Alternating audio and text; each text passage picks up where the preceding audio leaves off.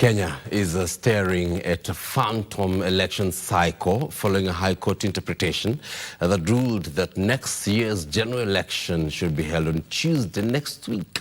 In a ruling delivered by Judge Mugure Thande of the Malindi High Court, the court made a declaration that holding the next presidential election on any date other than the second Tuesday in August 2026 will violate and contravene the Constitution.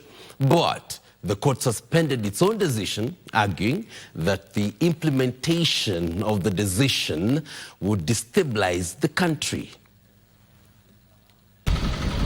In a landmark judgment, Malindi resident judge Lady Justice Mugure Thande ruled that presidential elections held beyond the second Tuesday of August in the fifth year after the previous general elections will be unconstitutional and therefore null and void.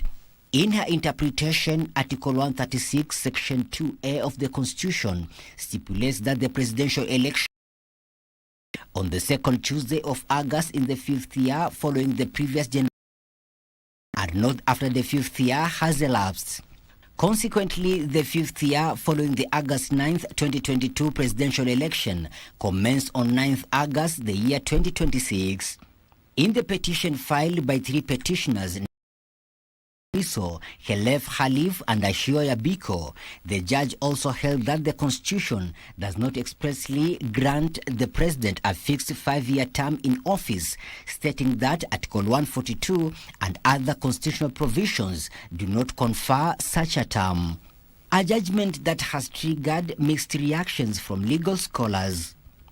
Alex Mola, a constitutional lawyer, says the court was emphatic in its decision and averted a continued contravention of the Constitution. According to the IBC, it has set the date for 10th August 2027. And if the court will have left its decision to stand, then it means that it will have been thrown into uncharted waters. So what the court has done is that it has suspended its own decision so that we don't create the confusion that will have been there if that decision stands without being suspended. Well, if the judgment will be implemented today, of course, from Tuesday, every member of parliament and even the president will be in their office illegally. Luckily, the judge found it fit to suspend that decision, so that I think the necessary things that have to be put in place are put in place. Legal pundits have also expressed support for the judge, arguing that interpretation and implementation of the Constitution is a continuous process. The court has merely recognized the logistical and administrative challenges of having the elections next week on Tuesday, and has decided suo motu to suspend the effect to give IEBC time to organize its logistics and administrative components for the conduct of an election. The 5-year guarantee that people assume exists for the presidency simply is not written into that article.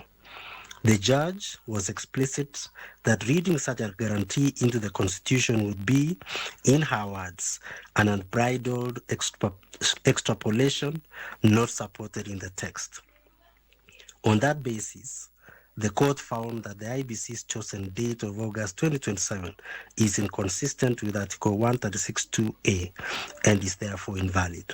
The interpretation outcome of this petition is for posterity and not for a short-term benefit.